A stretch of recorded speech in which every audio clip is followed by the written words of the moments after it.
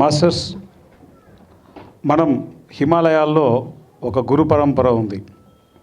అందులో ముఖ్యులు మహావతార్ బాబాజీ. ఆయన శిష్యుడు లాహిరి మహాశయ. లాహిరి మహాశయ శిష్యులు యుక్తేశ్వరగిరి. యుక్తేశ్వరగిరి శిష్యులు ఎవరు? పరమహంస యోగానంద గారు. వాళ్ళు నలుగురు ఈ భూమండలాన్ని ఎనర్జీతో అద్భుతంగా కొన్ని అద్భుతాలను సృష్టిస్తున్నారు. ఓకే, అలానే పిఎస్ఎస్ఎంలో, పిరమిడ్ స్పిరిచువల్ సొసైటీస్ మూమెంట్లో ఒక నలుగురు యువకులు, ఓకే, ఈ నలుగురు యువకులు కలిసి ఈరోజు ఈ యొక్క యజ్ఞానికి కారణమయ్యారు. అంటే నేను ఏం చెప్తున్నానంటే, నలుగురు కలిస్తే ఏవైనా చేయొచ్చు. ఒకప్పుడు మేము చదువుకునే పిల్లలం మేము. నేను 8th క్లాస్లో ధ్యానం నేర్చుకున్న. పత్రి సార్ వచ్చి ధ్యానం నేర్పిస్తే మా స్కూల్లో. ఈరోజు ఆ పత్రి సార్ యొక్క జ్ఞానము, ఆ అబ్బాయి ఏమయ్యాడంటే పిరమిడ్ మెడిటేషన్ ఛానల్కు మేనేజింగ్ డైరెక్టర్ అయ్యారు, MD అయ్యారు. ఈ అబ్బాయికి ధ్యానం నేర్పిస్తే ఈ అబ్బాయి ధ్యాన ధర్మ అనేటువంటి ఆశ్రమానికే ఫౌండరు, చైర్మన్ అయిపోయారు. ఈరోజు ఎంత వర్క్ చేస్తున్నారో రాము మాస్టర్ అండ్ వాళ్ళ యొక్క టీం, దాదాపు 100 మంది టీము ఈరోజు డే అండ్ నైట్ పనిచేస్తున్నారు.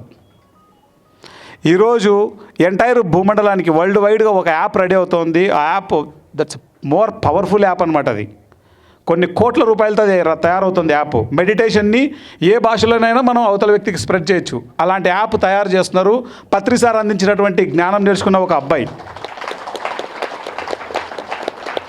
ఇంకొక అబ్బాయి విశ్వనాథ్, పైమాకే ప్రెసిడెంట్ ఆయన. ఒకప్పుడు సార్ దగ్గర నేర్చుకున్నటువంటి ఆ జ్ఞానం ఇప్పుడు పైమా ప్రెసిడెంట్ అయిపోయింది. అది గట్టిగా చప్పట్లు కొడదాం విశ్వనాథ్కి. అలానే గురుస్థాన్ అంటే నాగేంద్ర అంటే గురుస్థాన్కి ఫౌండర్ అండ్ చైర్మన్ అయిపోయారు.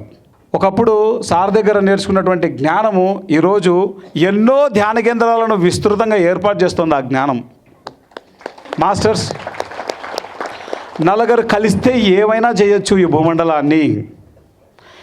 ఇలాంటి నలుగురికి నాయన మీరు పని బాగా చేస్తున్నారు, అప్పుడప్పుడు కొంచెం నాతో పాటు టైం స్పెండ్ చేయండి, రండి ప్రకృతిలోకి అంటూ ప్రకృతి ఉమామహేష్ గారు మమ్మల్ని గైడ్ చేస్తుంటారు. ఈ సందర్భంగా ప్రకృతి ఉమామహేష్ గారిని స్టేజ్ మీదకు సాదరంగా ఆహ్వానించుకుందాం.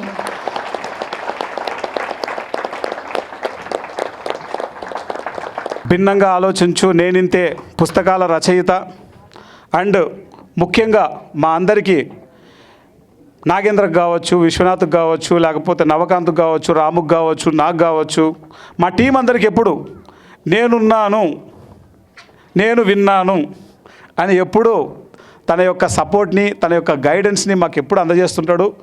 ఈరోజు మేము ఇలా నిలబడడం అన్నది చాలా ఆనందంగా ఉంది. This is a beautiful memory, beautiful, ఒక అద్భుతమైనటువంటి చర్య ఇది. ఒకసారి ఈ టీంకి గట్టిగా చప్పట్లు కొడదాం. భవిష్యత్తు తరాలు చెప్పుకుంటాయి, ఇలా ఒక 5 మంది ఉంటే వాళ్ళు ఈ 5 మంది ఎన్నో అద్భుతాలు చేశారు ఈ భూమి మీద అని. సో అలాంటి కార్యక్రమాలు రాబోతున్నాయి. ఈ సందర్భంగా ఈ టీం గురించి, ఇప్పుడు జరుగుతున్న ఈ మూమెంట్ గురించి 2 మాటలు. మన పిరమిడ్లో వచ్చే పెద్ద సమస్య ఏంటంటే, ఒక్కరు మాట్లాడితేనే ఆ తర్వాత ఇంకొకరు మాట్లాడడానికి ఏమి ఉండదు. నలుగురు మాట్లాడారు. ఇక్కడ ఇప్పుడు పిల్లర్స్ అయ్యారు. ఒకప్పుడు పిల్లలుగా నేను చూశాను ప్రత్యక్షంగా.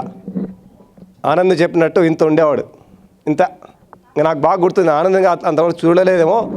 అదే వయసులో నవకాంత్ చూశాను, 7th క్లాస్ పిల్లోడు, నిక్కర్ వేసుకొని వాళ్ళ నాన్నతో పాటు వచ్చేవాడు. ఆ తర్వాత ఈ పిల్లలంతా వచ్చారు. నాకు ఎప్పుడు అంటే వయసులో పెద్ద డిఫరెన్స్ లేకపోయినా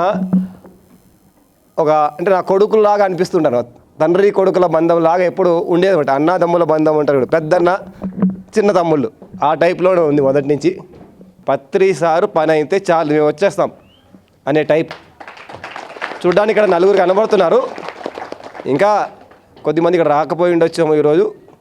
చాలామంది మన దగ్గర. అసలు పిరమిడ్ సొసైటీ అన్నది మొదలయ్యిందే యువత నుండి, అందులో ఏ డౌటు లేదు. దానికి ప్రత్యక్ష సాక్షిని నేనే. పత్రి సార్ దగ్గర 95 ఆ ప్రాంతంలో నేను వెళ్ళాను. అంతా మెడికల్ కాలేజ్ స్టూడెంట్స్ని, engineering college students, degree students. అంతా పిల్లలమే. మ్యాక్సిమం ఇలాగే ఒక 10-15 మంది ఉండేవాళ్ళం. మా జనరేషన్ తర్వాత అంటే మొదటగా న్యూటన్ గారు, యుగంధర్ గారు, పాల్ గారు వాళ్ళ జనరేషన్ అయితే, ఆ తర్వాత సెకండ్ జనరేషన్ అది పత్తసారి గారు పిల్లల్లో, ఆ తర్వాత థర్డ్ జనరేషన్. ఈరోజు ఈ సొసైటీ ఇలా ఉంది అంటే నో డౌట్ 2,00,000% యువత యువత యువత యువత యువత యువత. పిల్లర్స్ మొదటగా యువత, ఆ తర్వాత పిల్లల్ని ఆదర్శంగా తీసుకొని, అంటే మాలాంటి పిల్లలు నన్ను 21 ఇయర్స్ ఏజ్లో సార్ మౌన డిస్టిక్ ఇన్ఛార్జ్ చేశారు. అప్పుడు ఈ అబ్బాయి ఇక్కడ కనపడ్డాడు, 99లో కనపడ్డాడు. అప్పుడు డిగ్రీ చదువుతున్నాడు, వచ్చాడు. ఏది చేయాలన్నా సరే ఒక 100 మందిని వేసుకొచ్చేవాడు. అప్పుడే ముఠా మేస్త్రి.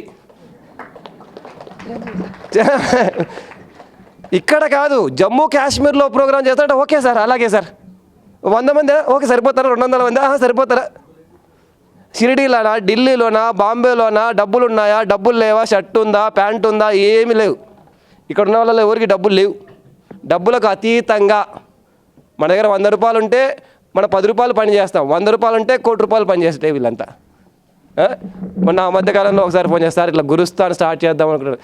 నాకు భయం వేసింది, ఎట్లా చేస్తున్నా. అప్పుడప్పుడు ఫోన్ చేసి అడుగుతుంటాను, ఎలా చేస్తున్నావు, అది ఎలా సాధ్యం అవుతుందని. నాకే భయం వేస్తుంది. 30 ఏళ్ళైనా నాకు ఏమవుతుంది వాళ్ళలో నేను చూస్తే అస్సలకే భయం వేస్తుంది. మన అమెరికా పోయిస్తే గంటకు ఒక స్టేట్ పేరు చెప్తున్నాడు. నేను 2 సంవత్సరాలు ఉంటే ఎన్ని స్టేట్లు తిరిగానో ఆయన నెలలో తిరిగి వచ్చేసాడు. నెలలో. ఇండియాలో కాదు, అమెరికాలో. ఈ పిల్లోడేమో ఆడ పిరమిడ్ల మీద పిరమిడ్లు గంటకు పడతానే ఉంటాడు.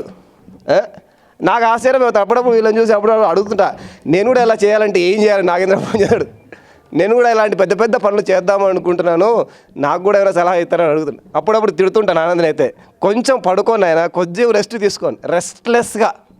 రెస్ట్లెస్గా నిద్ర లేదు, ఆహారం లేవు.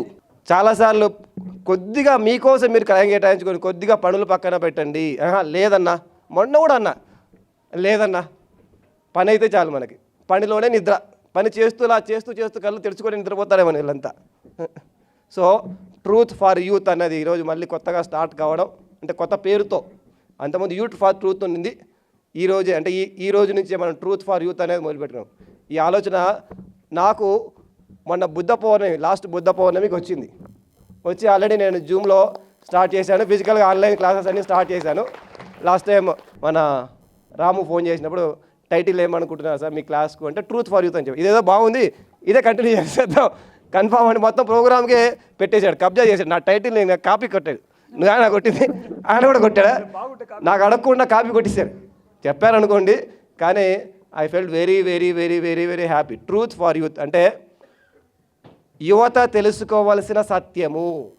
ఇదో వీళ్ళందరూ ముందు తెలుసుకున్నారు, ఆ తర్వాతనే సెకండ్ లెవెల్కి వచ్చారు, లెవెల్ 2కి వచ్చేసారు ఇప్పుడంతా. వీళ్ళు యూత్ ఫర్ ట్రూత్. ఇప్పుడు తెలుసుకోవాల్సిన వాళ్ళంతా ఉన్నారు. వాళ్ళందరికీ కూడా ఈ సత్యం తెలియజేస్తే, నలుగురు అనుకుంటేనే ఎలా అయితే ఇందాక అన్నట్టు 400 మంది అనుకుంటే ఎట్లా అవుతుంది, 4 లక్షల మంది అనుకుంటే ఎలా అవుతుంది, 4 కోట్ల మంది యువత అనుకుంటే ఎలా అవుతుంది. ప్రపంచమంతా యువతులందరూ కూడా సత్యం తెలుసుకుంటే స్వర్ణయుగం రాదా? ఎందుకంటే నెక్స్ట్ జనరేషన్ అంతా యూత్ మీదనే ఉంది. వచ్చే జనరేషన్ బాగుపడాలంటే ఒకే ఒక దారి, నెక్స్ట్ స్వర్ణయుగం రావాలంటే ఒకటే ఒక దారి ఉంది, యువత బాగుపడాలి. బాగుపడ్డామంటే ఉద్యోగం తెచ్చుకోవడం కాదు. నేను ఐఏఎస్ కోసం ప్రిపేర్ అయ్యాను, కానీ సార్ దగ్గరకు వచ్చాక పక్కన పడేసా. ఇందాక చెప్పినట్టు సార్ చెప్పాడనమాట, నీకు ఐఏఎస్ కావడం అవసరమా అన్నాడు. అవసరం లేదు సార్ అన్న. 99లో అడిగాడు. అమెరికాకి వెళ్దాం అనుకున్నాను సార్, కొన్ని కోట్లు సంపాదిద్దాం, అవసరమా అన్నాడు. అవసరం లేదు.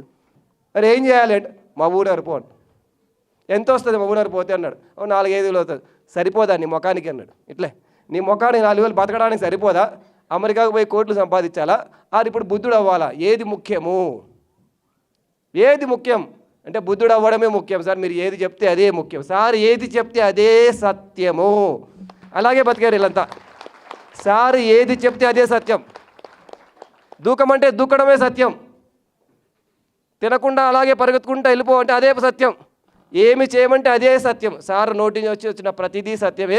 సారు ఏమి చెప్పాడో అది సరిగ్గా అర్థం చేసుకొని ఆ రకంగా జీవించడమే ట్రూత్ ఫర్ యూత్. పత్రిసారు చెప్పిన సత్యాన్ని అవగాహన చేసుకొని ఆ రకంగా జీవితాన్ని నిర్మించుకొని, మన జీవితాన్ని మనం నిర్మించుకోవడమే కాదు, ఈ ప్రపంచాన్ని మనల్ని మనం నిర్మించుకోవడం ద్వారా నిర్మించబోతున్నాం. అది థ్యాంక్ యూ వెరీ మచ్.